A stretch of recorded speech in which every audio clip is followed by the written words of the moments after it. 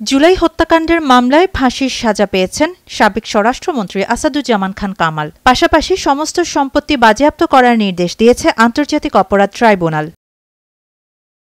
সাবেক স্বরাষ্ট্রমন্ত্রী আসাদুজ্জামান খান কামাল দ্বাদশ জাতীয় সংসদ নির্বাচনে যে হলফনামা দিয়েছিলেন তাতে ঘোষিত স্থাবর ও অস্থাবর সম্পদের তথ্য পাওয়া যায়। তিনি তাতে নগদ দেখিয়েছিলেন ৮৪ লাখ টাকার কিছু বেশি, ব্যাংক ও আর্থিক প্রতিষ্ঠানে জমা দেখান ৮২ লাখ টাকা, বন্ড ও শেয়ার ছিল প্রায় ২৪ লাখ টাকার, ডাকঘর, সঞ্চয়পত্র অথবা স্থায়ী আমানত দেখিয়েছিলেন ২ কোটি ১ লাখ টাকা, দুটি মোটরগাড়ির দাম দেখিয়েছিলেন ১ কোটি ৬১ লাখ টাকা। এছাড়া ইলেকট্রনিক সরঞ্জাম ও আসবাব ছিল ২ লাখ, ঋণ বাবদ ব্যবসার মূলধন ২ কোটি ২০ লাখ, সোনা দেখান ১০ ভরি, তবে তার দাম উল্লেখ ছিল না।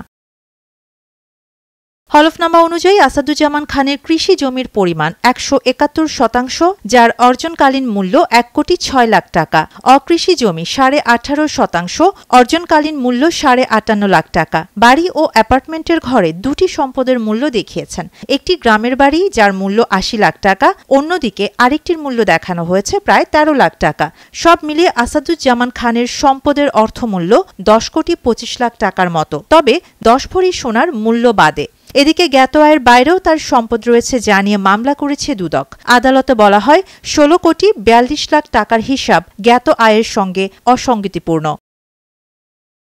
শাহানা জাহান, নয়াদিগন্ত।